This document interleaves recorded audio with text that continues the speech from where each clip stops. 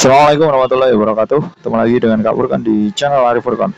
Pada video kali ini Kak Furkan kembali berbagi informasi seputar P3K 2024 ya Bapak Ibu ya, yang sudah memasuki tahap 2 ya Bapak Ibu ya. Jadi untuk Bapak Ibu yang ingin mendaftar itu bisa dipersiapkan karena pendaftaran tahap 2 ini sudah dibuka. Ini kabar terbaru dari jbnn.com Minggu 17 November 2024 ya Bapak Ibu.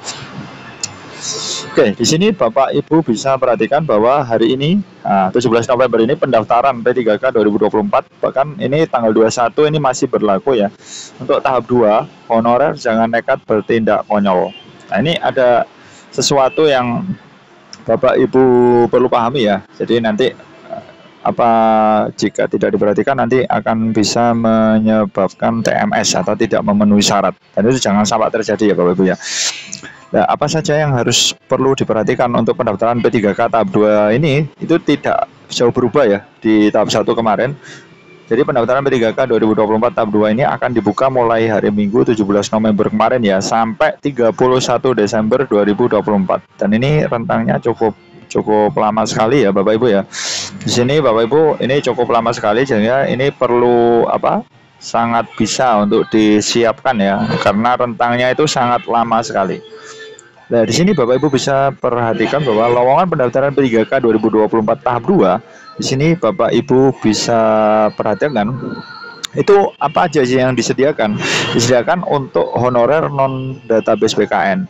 Ini adalah non ASN yang aktif bekerja di instansi pemerintah minimal 2 tahun masa pengabdian. Dan perlu Bapak Ibu ketahui bahwa ini dilakukan secara terus-menerus ya. Tidak boleh ada jedanya ya. Ini dilakukan secara terus-menerus. Jadi tidak ada jedanya. Jadi di 2 tahun ini tidak boleh ada cutinya. Seperti itu Bapak Ibu ya. Kemudian Bapak Ibu bisa perhatikan bahwa lowongan P3K 2024 ini tahap 2 juga untuk lulusan PPG ya kan. Untuk formasi guru di instansi daerah. Ini biasanya PPG prajabatan ya larinya ya. Khusus untuk formasi guru P3K 2024 tahap 2 bahwa yang bisa melamar ya ini non guru ASN yang terdata aktif di Dapodik sebagai guru di sekolah negeri pada instansi yang paling sedikit 2 tahun atau 4 semester secara terus-menerus. Nah, jadi yang didulukan memang di negeri dulu. Mungkin nanti tahap 3-nya itu yang untuk swasta. Seperti itu Bapak Ibu ya.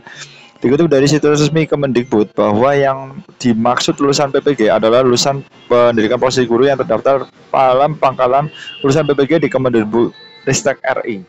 Nah, sebenarnya ini agak rancu juga Bapak Ibu ya, bisa prajabatan ataupun dalam jabatan ya tentunya ya. Nah, tapi ini kita tunggu aja pernyataan resmi dari Kemendikbud ya kan, Bapak Abdul Mukti ya tentunya ya. Oke. Nah, para calon pelamar P3K 2024 tahap 2 ini harus belajar dari kasus-kasus yang muncul pada seleksi P3K tahap 1. Nah, ini ada beberapa hal yang menyebabkan pelamar P3K 2024 itu TMS atau tidak memenuhi syarat ya Bapak Ibu ya. Jadi kalau TMS itu adalah tidak memenuhi syarat. Nah, ini perlu diperhatikan jangan sampai terjadi lagi ya kan, tidak memenuhi syarat. Tidak memenuhi syarat.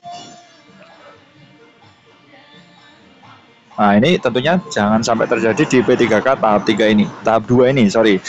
Seperti itu Bapak Ibu ya. Nah, di sini Bapak Ibu bisa perhatikan bahwa para honorer dan lulusan PPG yang hendak melamar P3K 2024 tahap 2 harus memetik pelajaran dari penyebab pelamar gagal seleksi administrasi pada tahap 1. Seperti itu Bapak Ibu ya. Contohnya di sini kasus lainnya terjadi di pemerintah Kabupaten Mokomuko, di sini Provinsi Bengkulu ya. Dari 1.485 pelamar dan yang akan memenuhi syarat itu hanya 24 orang ya kan TMS. Yang lainnya memenuhi syarat, alhamdulillah ya, seperti itu Pak.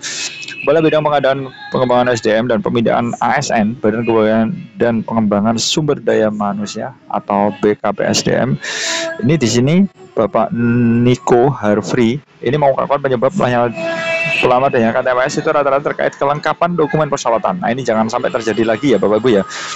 Nah, misalkan di sini yang seharusnya di SMA hati-hati yang diunggah adalah ijazah S1. Nah, ini sangat keliru banget ya, fatal sekali. Kemudian ada pelamar yang salah membuat surat lamaran sehingga dinyatakan TMS. Nah, lamarannya aja salah deh. Seperti itu.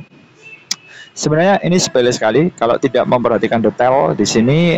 Untuk persyaratan itu jauh lebih longgar sebenarnya ya dari CPNS. Jadi teman-teman bisa persiapan dari sekarang karena waktunya cukup lama. Adapun kasus di Kota Batam, Kepulauan Riau, sejumlah pelamar mengunggah fotokopi ijazah, bukan foto apa aslinya ya. Nah, ini fotokopi nggak boleh Bapak Ibu ya. Namun kata BKPSDM Kota Batam, sebanyak 150 sanggah pelamar diterima karena mereka bisa menunjukkan ijazah dan transkrip nilai asli ya. Untungnya ya Bapak Ibu ya. Oke, untungnya seperti itu. Oke, bagi sobat itu dulu informasi dari Kak Furkon, mudah-mudahan bermanfaat. Wassalamualaikum warahmatullahi wabarakatuh.